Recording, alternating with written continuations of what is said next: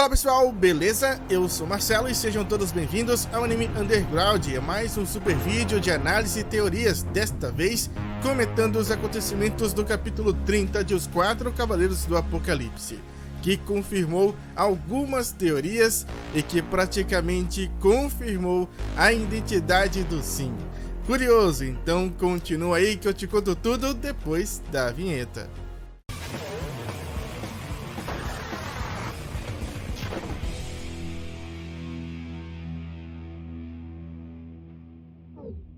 E vamos começar falando do Percival, que não deu conta do dragão, diferente de como eu imaginava.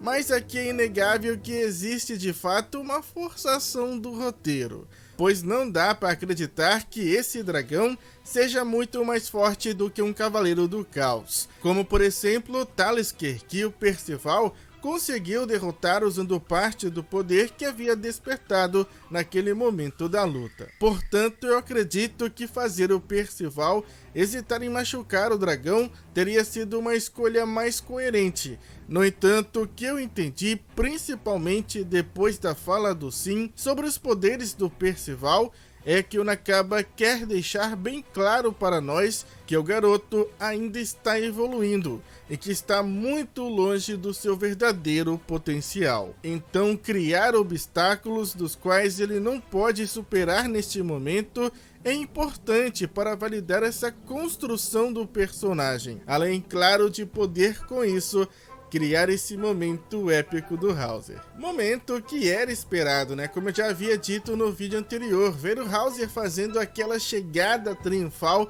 e dando um pau no dragão, sendo esse o ápice do capítulo. Entretanto, a melhor coisa desse capítulo, na minha opinião, claro, foi a conversa entre o Hauser e a nossa pequena misteriosa raposa, de onde a gente consegue retirar várias informações importantes, que se somam a outras, fortalecendo ainda mais a ideia do Sim ser o Lancelot. Aliás, esse capítulo praticamente confirma essa possibilidade, mas antes vamos analisar com calma todas as informações que a gente consegue captar dessa importante conversa. Bom, primeiro, logo de cara, como havíamos especulado, o Hauser não reconhece o Sim, pelo contrário, ele se assusta ao descobrir que está diante de uma raposa falante. No entanto, por sua vez, o Sim conhece muito bem o Hauser, inclusive dá até uma dura no cavaleiro como se ele tivesse, de certa forma, uma certa intimidade com ele. Porém, o mais interessante é que o Sim, sabendo que o Hauser poderia futuramente contestá-lo sobre ele estar levando o grupo de Percival para Liones, se adiantou e moldou um cenário ao seu favor. No capítulo anterior, no momento que Hauser estava refletindo sobre o passado, nós podemos ver que o Sim estava focado no Hauser, pois naquele momento ele estava lendo o coração do cavaleiro, ouvindo todos os seus pensamentos, ou seja, exatamente aquele flashback que nós vimos. E foi com essa informação que ele conseguiu desestabilizar o Hauser. Pois se tem uma coisa da qual a gente não deve esquecer e que o Nakaba já fez questão de deixar isso inúmeras vezes bem claro, é que o Sim está quase sempre mentindo. Inclusive, o próprio Nakaba criou um cenário extremamente conveniente ao tirar a Anne desse momento, fazendo ela seguir junto do Percival, a única que poderia de fato apontar que ele está mentindo. Portanto, Sim induziu o Hauser a acreditar que ele é o enviado de Liones e que está em uma missão secreta arquitetada pelo rei de Liones, o Meliodas. E isso mostra o quão astuto e inteligente a raposa é. Inclusive, ele não só conseguiu enganar o Hauser, mas como também a todos nós, pois é muito convincente. Mas claro, eu não posso afirmar que ele está de fato mentindo, Pode ser verdade, até pode. É uma possibilidade que não podemos desconsiderar, mas diante de tudo que já temos de informações, dados e pistas dadas pelo próprio Nakaba, não tem como pensar de outra forma. O Sim sabe de muita coisa, tanto de Leonis quanto de Camelot. E o único que poderia de fato ter não somente o conhecimento de ambos os lados, mas como também conhecer a fundo cada pessoa que vive num desses dois reinos, seria aquele que teve um contato direto com os dois reinos.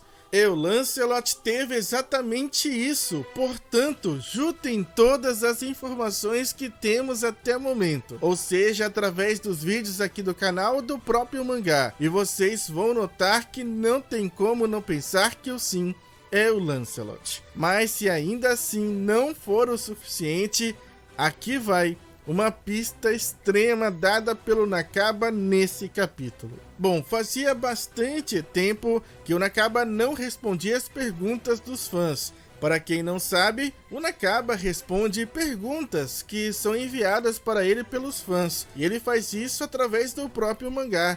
As perguntas e as respostas podem ser encontradas na lateral de algumas páginas do capítulo em questão. Mas, como eu disse, já fazia muito tempo que o Nakaba não respondia nada. E o Nakaba tem o hábito, desde Nanatsu no Taizai, de escolher e responder determinadas perguntas que estão diretamente relacionadas com algo que vai acontecer muito em breve ou que está acontecendo naquele momento. E quase sempre são através dessas perguntas e respostas que o Nakaba acaba revelando coisas que a própria história dentro do mangá não revelou, ou que remetem a possíveis acontecimentos futuros. E nesse capítulo, o capítulo 30, o Nakaba voltou a responder essas perguntas. Foram 4 perguntas. A primeira delas, uma pergunta bem boba sobre a data de aniversário do Percival. O aniversário de Percival, sendo no dia 15 de abril, seria porque ele é um bom garoto? E o Nakaba sorri respondendo que sim. Deve ser algo que tem algum significado específico lá no Japão. Já a segunda pergunta é uma que envolve o Doni, que é de certa forma o protagonista desse arco atual. A pergunta foi: o Doni usa sua adaga para concentrar sua magia? E o Nakaba responde que sim, e conta também que a magia do Doni ainda não está totalmente desenvolvida. E sim, isso pode significar que em breve ou até mesmo já no próximo capítulo, nós iremos ver o Doni utilizando a sua magia e possivelmente a elevando a outro nível. E prestem muita atenção nisso, porque se isso realmente acontecer nos próximos capítulos, vai praticamente confirmar a teoria que estamos levantando aqui. Mas voltando às perguntas, a terceira pergunta que o Nakaba responde é sobre o Sim. A pergunta feita é: a cauda do Sim pode esconder alguma coisa? E o nosso sensei Nakaba responde: talvez, algumas coisas que as pessoas possam segurar na mão. E a quarta e última pergunta é sobre o Lancelot. É perguntado para o Nakaba: Lancelot apareceu em a floresta tropical que convida ao começo, mas você lê com uma voz aguda ou grave? E a sua resposta foi: com uma voz grave. E bom, na verdade, tanto a pergunta quanto a resposta dessa pergunta não tem muito sentido aparentemente. Mas a questão é o porquê do Nakaba ter escolhido essa pergunta. Ele poderia ter respondido qualquer pergunta sobre o Percival, o Doni, o Nassins ou até mesmo o Edlin, mas ele escolheu responder justamente uma pergunta sobre o Lancelot. Qual sentido teria responder uma pergunta sobre o Lancelot? Ele ainda foi além e respondeu no mesmo capítulo uma pergunta também sobre o Sim. E como eu disse antes para vocês, essas perguntas escolhidas pelo Nakaba são cruciais para compreender e pescar várias dicas do que está para acontecer ou que já está acontecendo.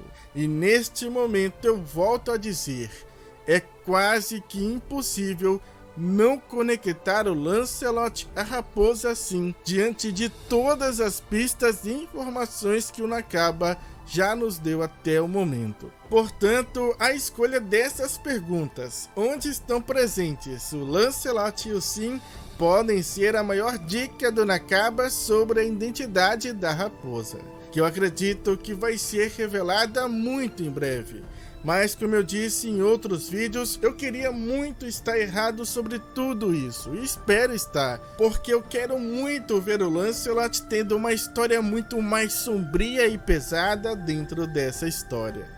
Mas agora é com vocês. O Nakaba está ou não dando a entender que o Sim é o Lancelot? Ou ele está apenas tentando nos enganar? Comentem aí embaixo a opinião de vocês. Eu agora vou ficando por aqui, mas não antes, claro, de agradecer a presença de cada um de vocês. Muito obrigado, eu espero vê-los, claro, no próximo vídeo.